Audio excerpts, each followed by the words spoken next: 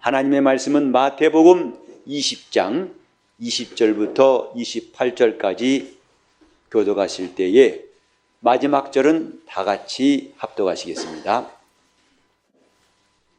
그때에 세베대의 아들의 어미가 그 아들들을 데리고 예수께 와서 절하며 무엇을 구하니? 예수께서 가라사대 무엇을 원하느뇨? 가로되 이 나의 두 아들을 주의 나라에서 하나는 주의 우편에 하나는 주의 좌편에 앉게 명하소서. 예수께서 대답하여 가라사대 너희 구하는 것을 너희가 알지 못하는도다. 나의 마시려는 잔을 너희가 마실 수 있느냐? 저희가 말하되 할 수 있나이다.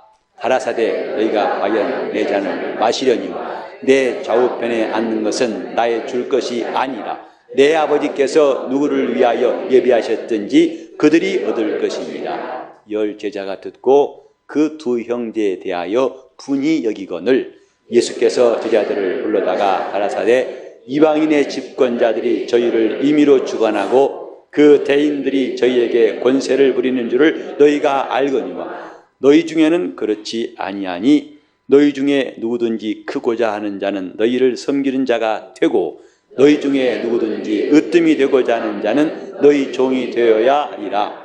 인자가 온 것은 섬김을 받으려 함이 아니라 도리어 섬기려 하고 자기 목숨을 많은 사람의 대속물로 주려 함이니라. 아멘. 하나님은 사랑이시라 하고 사도 요한은 담대율에게 말했습니다.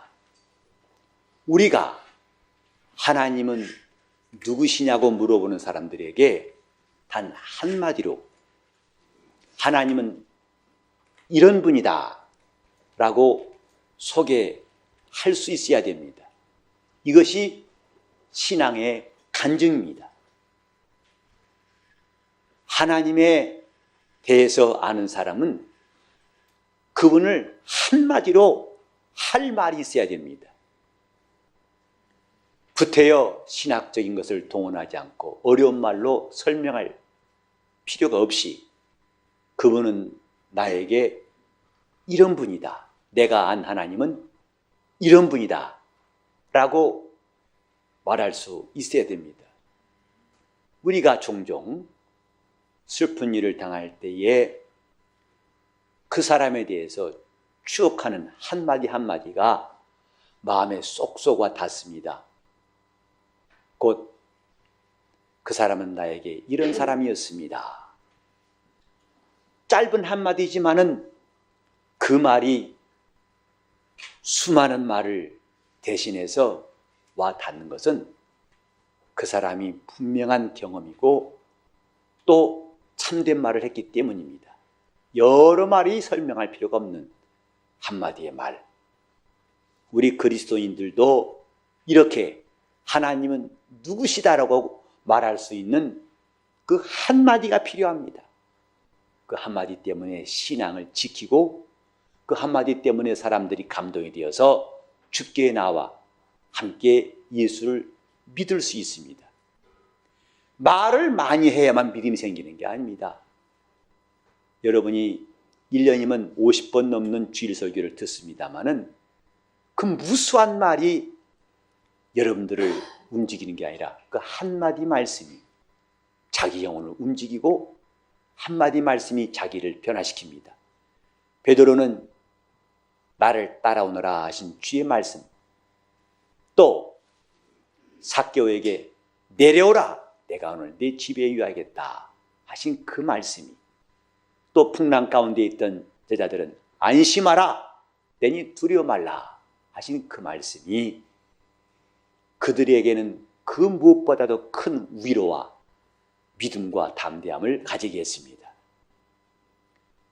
나사로가 무덤에 있을 때 주님은 나사로야 나오라, 그 말씀 한마디가 드디어 시체가 자기를 동인 채로 모든 그 시체를 덮던 모습 그대로 걸어 나왔습니다. 하나님은 누구신가? 우리는 한마디를 준비할 수 있는 것, 일생 동안에 신앙생활을 했을지라도 우리는 그 신앙을 한마디로 고백할 수 있는 성도가 되어야 합니다. 그것이 참 신앙이에요. 그런데 사도 요한은 하나님은 사랑이시다 라고 고백한 것은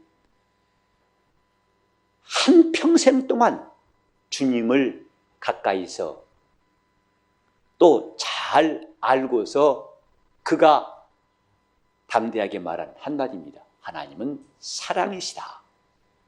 그 요한일서 4장 8절의 말씀은 성경 전체를 다 감싸고 있는 주제와 같습니다. 그 사랑을 우리에게 알게 하려고 이 땅에 오신 이가 예수 그리스도입니다. 천사들이 이런 하나님의 사랑을 알게 할 능력이 없어요. 천사들이 아무리 아름다운 말을, 곧 인간의 입으로 낼 수 있는 말을 초월해서 아름다운 말로 할지라도 하나님이 이처럼 세상을 사랑하심을 알게 할 수는 없답니다. 그것이 율법의 한계이기도 합니다. 율법은 천사들로 하신 말씀인데 그 율법이 사랑하라고 가르쳤지만은 그 사랑을 깨닫게 하고 그 사랑을 알게 할 수는 없어요. 하나님이 세상을 이처럼 사랑하사, 이는 하나님이 사랑이시기 때문에 그가 이처럼 세상을 사랑하신 겁니다. 우리는 사랑할 수 없으면서도 사랑하려고 애를 쓰지요. 그러나 그것이 얼마나 연약하고 턱없이 부족한 것인가를 우린 늘 깨닫습니다. 내가 아무리 그 교인을, 우리 성도들 사랑하려고 했지만은 그만 내 마음에 한계가 와서 금방 포기하게 되고 실망하게 되고 좌절하게 됩니다. 하나님의 사랑을 이렇게 누가 다 말할 수 있을까? 천사의 말할지라도, 방언을 말할지라도 그걸 표현할 길은 없습니다. 그 아버지의 사랑을 이 땅에 알게 하신 이가 예수 그리스도이신데, 하나님이 세상을 사랑하신 사랑은 측량할 수가 없는 것. 그래서 주님께서도 엘리 엘리라마 사박다니, 나의 하나님, 나의 하나님, 어찌해서 나를 버리셨나이까? 라고 그분이 크게 소리치실 만큼 하나님의 사랑은 저들이 깨닫지도 못하고 듣지도 못하고 알지도 못하거늘 나를 버리시기까지 저들을 사랑하시는군요 하는 그 아들의 절규가 인류를 구원하신 하나님의 사랑이었습니다. 하나님이 세상을 이처럼 사랑하사, 저는 요 몇 주간 동안 설교를 준비하면서 매주간 느끼는 것은 과연 내가 이 크신 사랑을 어떻게 말할 수 있을까 하는 자신도 없고 답답하고 참으로 차라리 포기하고 싶은 마음이 들 때가 많을 만큼 이 사랑을 깨달을 자가 누굴까? 전하는 목사부터가 이 사랑이 과연 억만분의 1이라도 알고 말하는 것일까 하는 회개와 함께 탄식이 절로 나옵니다. 하나님은 아들을 버리시기까지 인류를 사랑하신 것은 하나님이 사랑이시기 때문이에요. 그가 모험하신 것이 아닙니다. 통큰 결단한 것이 아닙니다. 그가 한번 투자하듯이 위험을 감수하고 하신 일이 아니라 그분만 하실 수 있는 일입니다. 그것은 아들을 아끼시지 않고 우리에게 주실 만큼 그의 사랑이 얼마나 큰 것을 우리로 알게 하신 겁니다.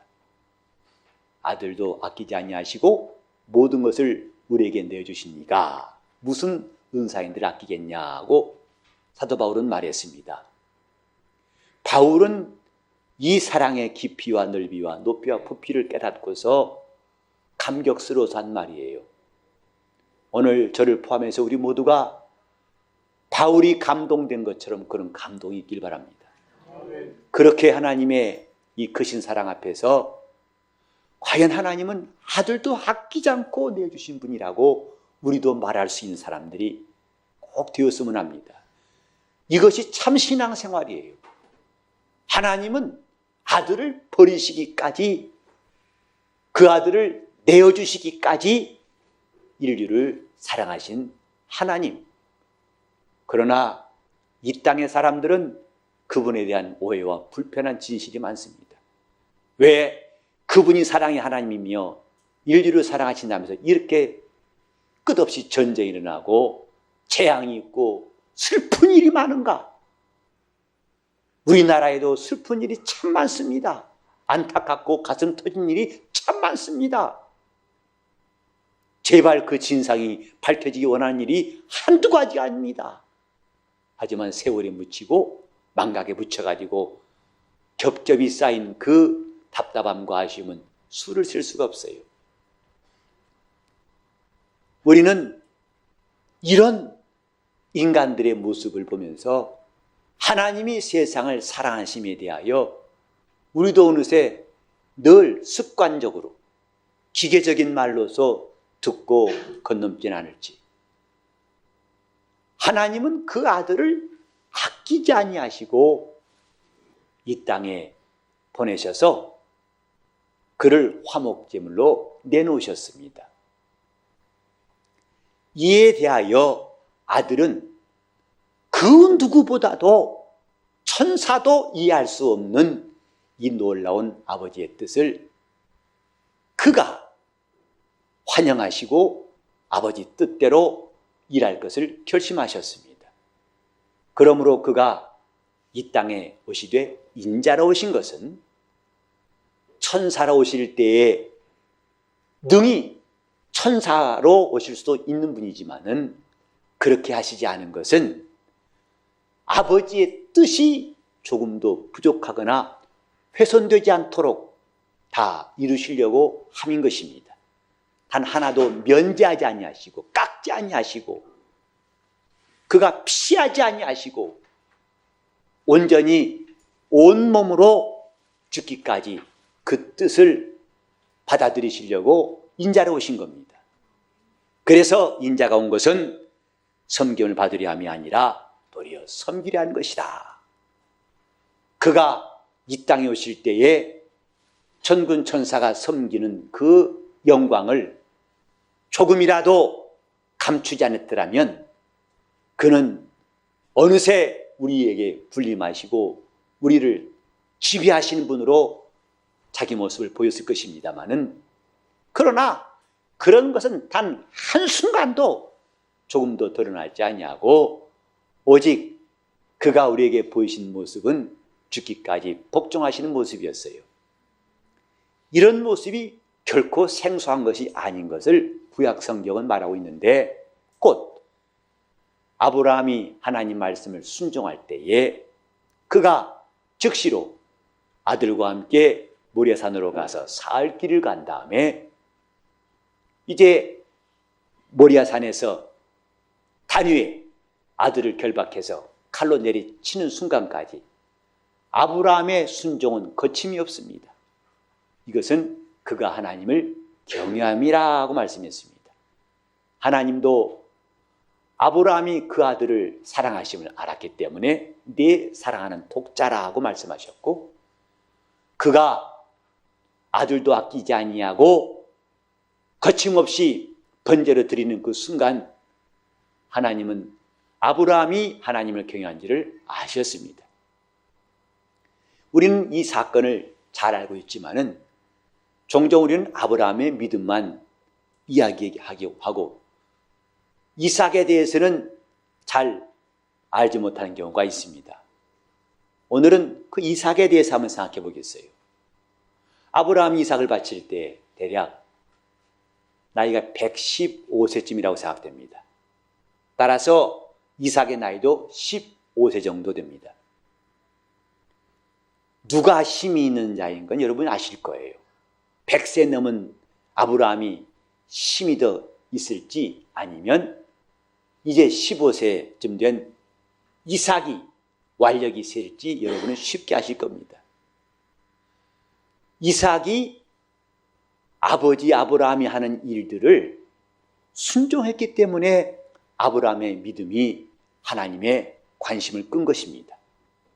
아무리 아브라함이 하나님을 경외하려는 뜻대로 독자를 아끼지 않고 드리려고 했을지라도 만약에 이삭이 거부했다면, 그가 자기 의지를 가지고 아버지가 하는 일들을 막았다면 창세기 22장은 기록되지 않았을 것입니다. 그런데 이삭은 사흘길에 가는 아버지의 뜻을 따라서 묵묵히 따라갑니다. 사흘길에 가서 모리아산에 이르렀을 때에도 그는 아버지가 한 일에 대해 신뢰를 하고 순종합니다. 마침내 그가 물었어요. 아버지요, 나무와 불은 준비되었는데 번제할 양은 어디 있습니까? 아브라함이 하나님께 번제하러 간다는 사실은 알았는데 사흘 동안 봐도 번제할 양은 없어요. 다른 것들은 다 준비되었는데 번제할 양은 없습니다. 그러므로 그가 입을 열어서 물어본 것입니다. 이때 아브라함은 말하기를, 내 아들아, 하나님이 자기를 위해서 준비하실 것이다. 그래서 여호와 이레란 말을 쓴 것입니다. 여호와께서 자기를 위해 준비하신다. 하나님이 자기를 위해 준비하실 것이다. 아마 웬만한 사람 같으면 참았던 눈물을 터뜨리면서 이 멍청한 놈아, 바로 네가 그 양이야 했을 겁니다. 그럼 또 놀래가지고 나 안 죽을 테야 도망가 버렸더라면 창세기는 아마 지금 보는 내용이 아닐지 몰라요. 그런데 아브라함도 신앙의 사람이라서 내 아들아, 하나님이 준비하신다. 우린 눈에 보이는 것이 없다고 해서 낙심하지 말아야 됩니다. 하나님이 준비하심을 믿어야 됩니다. 우리가 기도한 다음에 응답이 안 보여도 하나님 왜 응답이 없습니까? 할 것이 아니라 하나님이 준비하심을 항상 기억해야 할 것입니다. 드디어 산에 올라가서 아버지가 하는 일을 유심히 보던 이삭, 갑자기 자기를 결박해가지고 단에 눕힙니다. 그리고 칼을 들어서 지체 없이 그를 잡으려고 합니다. 이때에도 얼마든지 이삭은 궁금할 수 있고 따질 수 있고 물을 수 있고 거부할 수 있습니다. 아니, 아버지 나를 왜 묶는 겁니까? 하나님이 그 양을 준비했다면서요. 아니, 나를 왜 눕힙니까? 나를 왜 죽이려고? 이 양반 미쳤나 봐, 정신 나갔나 봐 하고 해서 그 힘으로 아브라함을 밀쳤더라면 하나님께서 아브라함에게서 그 믿음을 다 온전히 보실 수가 없을 것입니다마는 이삭은 순종하였어요. 곧 자기 아버지가 신앙의 사람이라는 것도 인정하였고 하나님이 그렇게 하실 것도 믿었기 때문에 자기 목숨이 경각간에 위태로움을 당했을지라도 그는 거기서 흔들리지 않았습니다. 그러니까 아브라함의 믿음도 대단하지만은 이삭의 순종도 대단한 겁니다. 이것은 아버지 뜻대로 순종하실 예수 그리스도의 모습을 보는 것 같아요. 아버지가 하신 일을 끝까지 신뢰하신 예수. 그래서 히브리서 5장 7절에 보면은 그는 육체에 계실 때에 자기를 죽음에서 능히 구원하실 이에게 심한 통곡과 눈물로 간과 소원을 아뢰었으며 또한 경외하심을 인하여 들으심을 얻었느니라고 기록되었습니다. 예수 그리스도는 능히 자기를 죽음에서 아버지가 구원하신다는 것을 믿었어요. 그래서 심한 통곡과 눈물로 간구하실 뿐만 아니라 경외하심을 인하여 아들은 아버지를 경외하신 분입니다. 아버지가 하신 일에 절대적으로 권위를 두고 아버지를 경외하신 이가 아들이에요. 신앙은 아브라함이 그랬던 것처럼, 우리 주님이 그리하신 것처럼 하나님을 경외하는 겁니다. 지금 우리 손에 잡힌 것이 없을지라도, 우리가 보이는 것이 없을지라도, 우리가 느끼는 것이 없을지라도 우리를 죽음에서 능히 구원하실 이에게 모든 것을 다 아뢰고 거기에 끝나는 게 아니라 그분을 경외하는 겁니다. 하나님이 하신 일을 조금도 의심하지 아니하고 또 그분을 무시하지 아니하고 그분을 따르는 것을 경외한다고 하는 것입니다.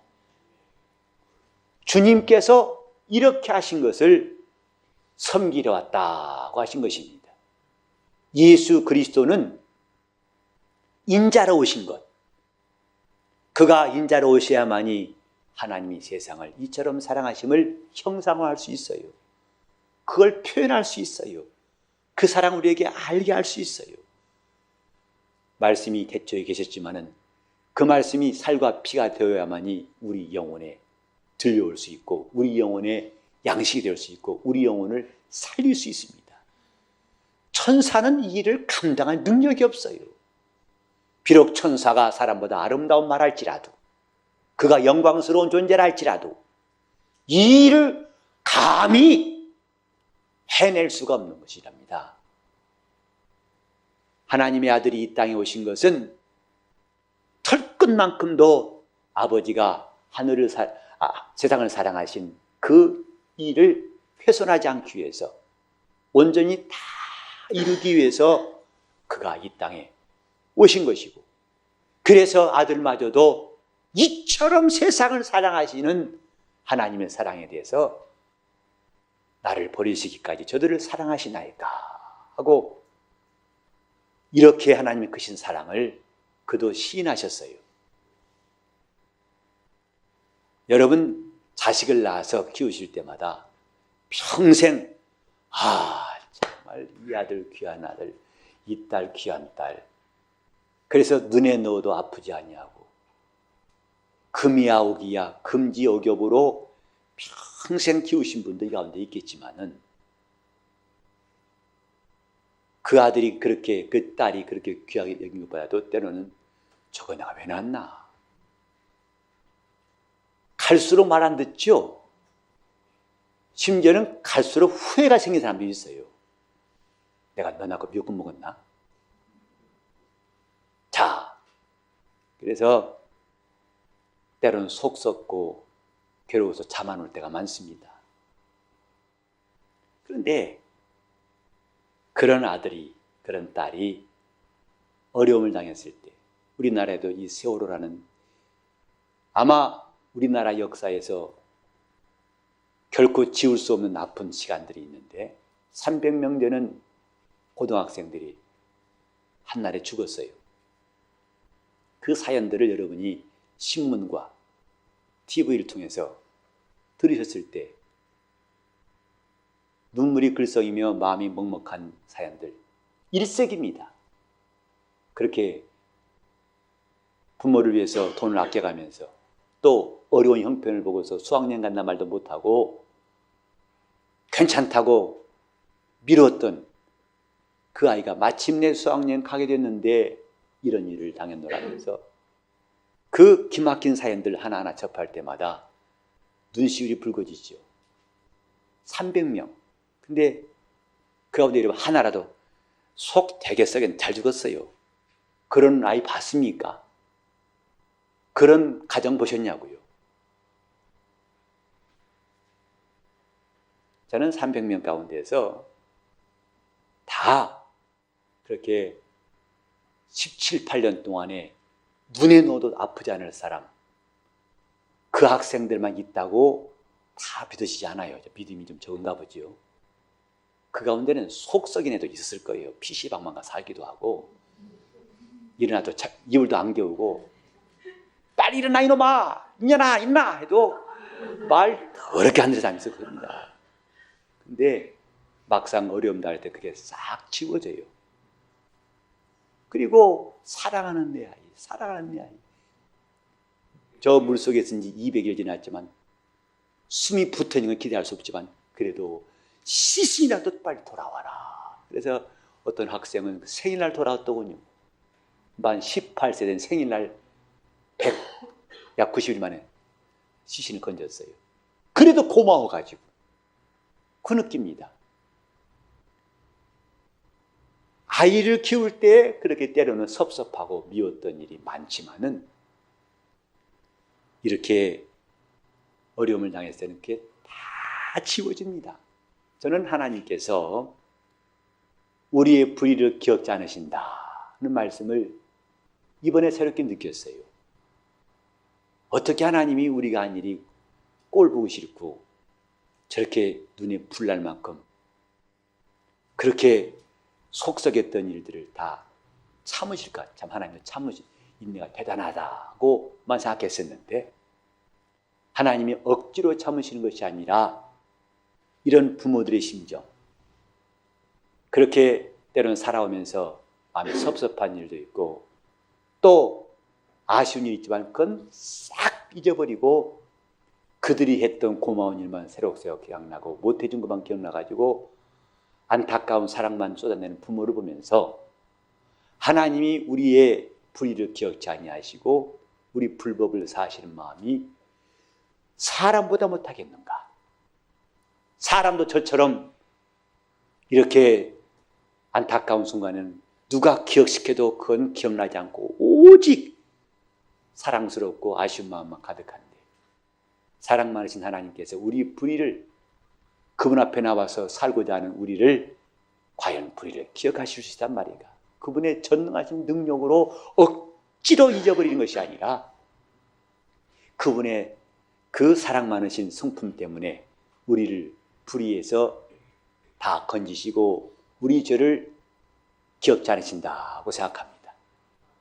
하나님의 사랑이 이처럼 사랑하사 주님이 십자가에 달리시면서 고백하시고 하신 말씀, 나의 하나님 나의 하나님 어찌에 나를 버리시나이까 하신 말씀은 아버지의 이를 깨물고 참는 모습이 아니라 아들을 버리시고서라도 저들의 영혼을 지옥 갈 수밖에 없는 영혼들을 놓치지 않고 잃어버리지 않고 찾고자 하시는 넉넉하고 아들을 버리셔도 하나님이 그것을 초월하실 수 있는 그분의 사랑의 넉넉함, 그걸 감탄하신 주님 말씀이라 생각합니다. 이렇게 아버지는 아들을 버리시기까지 사랑하셨는데 이 사랑에 대해서 아들도 자신을 버리시기까지 순종하신 것, 이것이 하나님의 사랑입니다.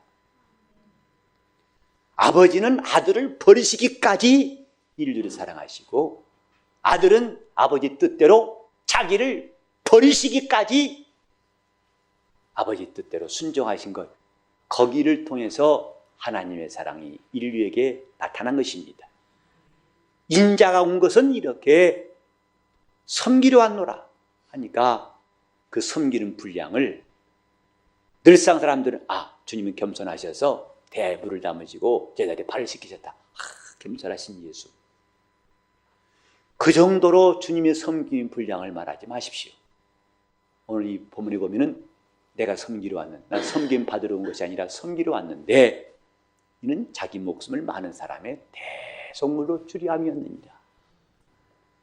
아버지를 섬기시는 그분의 분량은 자기 목숨을 주신 거예요. 어떤 이단들은 말하기를 예수께서 죽음을 당하신 것은 갑작스러운 제자의 배신이었다. 뜻밖의 돌발 사고 때문이었다고 말합니다. 하지만 예수님께서 요한복음 10장 17절에 말씀하신 것은 내가 목숨을 버리는 것은 다시 얻기 위함이라. 누가 나에게서 이걸 빼앗는다는 말이 아니다. 빼앗기 때문에 내가 버리는 것이 아니라 나는 버릴 권세가 있고 다시 얻을 권세가 있으니 이것은 내가 아버지께 받은 계명이다 하고 말씀하셨어요. 오늘 이 말씀이나 요한복음 10장 말씀은 아직 가룟 유다가 예수를 팔기 전에 하신 말씀입니다. 유다가 배신했기 때문에 주님이 잡히시고 죽으신 것이 결코 아닙니다. 그분은 죽으러 왔다고 말씀하셨어요. 인자가 온 것은 목숨을 주러 왔다고 말씀했어요. 예수의 죽음은 좌절과 절망의 결과가 아닙니다. 갑작스러운 배신의 결과가 아닙니다. 그는 아버지를 섬기려 오셨기 때문에 죽으신 거예요. 아버지의 사랑이 얼마나 크신지를 그가 감탄하시고 그 뜻을 순종하기 위해서 그 뜻을 섬기려고 아버지를 섬기려고 오신 이가 인자이십니다. 천사를 누가 붙잡을 수 있습니까? 천사를 누가 심판할 수 있습니까? 아무리 로마 총독 빌라도라 할지라도 천사로 오신 예수를 심판할 수가 없어요. 결박할 수가 없어요. 어떻게 십자가에 못 박습니까? 그렇다면 하나님이 이처럼 세상을 사랑하신 뜻을 다 이룰 수가 없을 것입니다. 털끝 하나도 상하지 아니하고 오직 아버지 뜻을 다 이루시기 위해서 그는 모든 인간들이 하나님의 뜻을 다 이룰 수 있도록 누구든지 그를 거부하고 거역하고 핍박하고 회방할 수 있고 능히 그 모욕을 당하실 수 있는 인자라 오셔서 죽으신 것, 이것을 섬기려 왔노라 하신 것입니다. 교회에서 섬기는 일이 있다는 건 다 아실 겁니다. 목사도 섬기는 자입니다. 목사와 우리 성도들의 입장이 서로 상반된 것이 아니라 저도 성도로서 하나님을 섬기는 자이고 다만 직분이 목사일 뿐이에요. 하나님 말씀을 전하는 자일 뿐입니다. 계급이 아닙니다. 교회의 모든 직분은 섬기는 직분이에요. 이번에 한 주간 동안 우리 공사를 보면서 우리 성도들이 참 주님을 사랑하는 사람들이구나 하는 것을 보면서 참 마음의 흐뭇함과 기쁨을 감출 수가 없어요. 이제 매주일 아마 7번째 오늘 7번째가 되는데 주일마다 6시, 7시까지 회의하면서도 이렇게 생기 넘치는 회의를 저는 본 적이 없어요. 수십 년 동안 신앙생활을 했지만 이렇게 기뻐서 또 정말 교회를 사랑하는 마음으로 생각을 모으고 뜻을 모으고 또 거기에 합심해서 일하기 위해 하는 회의를 저는 지금까지 본 적이 없어요. 그리고 우리 집사님들이 얼마나 자기 삶을 다 접어놓고서 봉사하고 애쓰는지 누가 먼저 할 것이 없이 먼지 뒤집어 쓰고 청소하면서 그저 시간 난 대로 와가지고 봉사하신 모습 하나하나가 참 좋습니다. 우리는 이렇게 할 수 있는 힘이 어디서 나오느냐? 섬기러 오신 예수 그리스도의 은혜를 입었기 때문이에요. 그분이 먼저 본을 보이시고 우리가 그분 앞에서 은혜 입었기 때문에 그래서 교회에서 한 섬기는 일은 큰 소리를 내지 않습니다. 자기가 아무리 훌륭한 일했다 할지라도 큰 소리 낼 필요가 없어요. 내지도 않습니다. 왜냐하면 이건 마땅히 내가 주님을 섬기는 사람으로서 했을 일인 것이기 때문입니다. 이 봉사를 받으실 분은 주님이시기 때문에 다만 그분이 일할 수 있는 기회를 주신 것을 감사할 따름이에요. 목사가 아무리 설교를 잘한다 하더라도 그것이 교회의 부흥이라 보지 않습니다.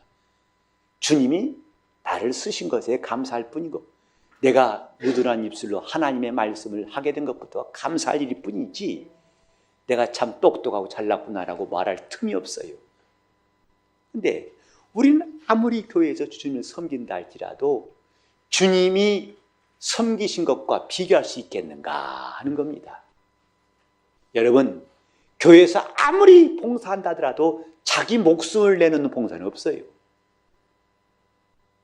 우리의 한 달 동안, 한 주간 동안의 생업을 포기하고 우리가 피가 나오고 다치고 손해를 막심하게 보면서 했을지라도 자기 목숨을 대선물로 주면서 아버지를 섬기신 그 섬김을 따라갈 수 없습니다.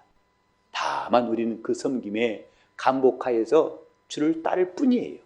주님을 사모하고 따를 뿐, 주여 내가 더 충성케 하소서 하고 주님께 감사할 뿐이지 거기에 더할 사람, 동등한 사람이 있을 수가 없습니다. 우리는 주님의 섬김에 대한 분량을 새롭게 깨달을 수 있는 시간이 되었으면 합니다.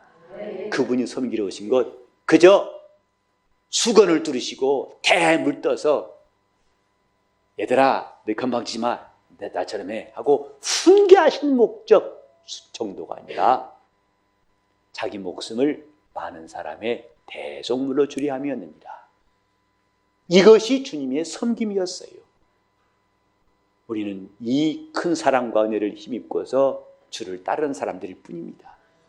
우리가 아무리 감사함으로 아무리 힘을 다해서 아무리 많은 물질을 들여서 봉사했을지라도 이런 주님의 섬김과 감히 비견할 수 있겠습니까? 인자가 온 것은 섬김받으려 함이 아니라 섬기려 하는 것이다. 섬기러 오신 주님을 우리는 너무 사랑하기 때문에 우리는 주님의 은혜에 감사해서 섬길 뿐입니다. 그래서 교회 안에서 다툼이라는 것은 나올 수가 없어요. 내 목소리가 커야 한다고 주장할 사람은 아무도 없어요. 다만 우리는 우리 하나님 앞에서 이렇게 섬길 기회를 얻은 것을 감사할 뿐이에요. 교회 직분은 섬기는 일이지 계급이 아니랍니다. 교회가 병들어가는 것은 이런 섬김의 오해부터 시작되는 거예요. 마치 직분을 자기 계급처럼 여긴 사람들이 오해하기 때문에 자기도 영혼이 어두워지고 다른 사람도 상처는 준일이 나올 수 있지만은 우리 교회는 처음 우리 교회 시작부터 섬기러 오신 예수, 인자로 오신 예수의 뜻을 우리 마음에 깊이 새김으로써 대속물로 주러 오신 예수, 그분의 은혜로 나갈 수 있기를 바랍니다. 아멘. 대속물이란 말은 쉽게 말하면 맞바꾼다는 뜻입니다. 대신 값을 치르는 희생물이다 이 뜻이에요. 맞바꿀 만한.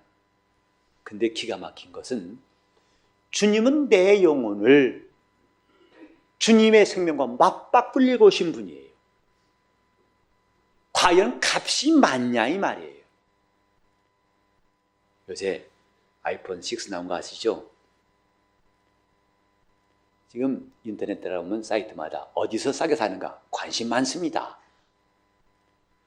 그래서 자기는 돈을 다 줬는데 제가 잠깐 들어가 보니까 약 100만 원이더군요.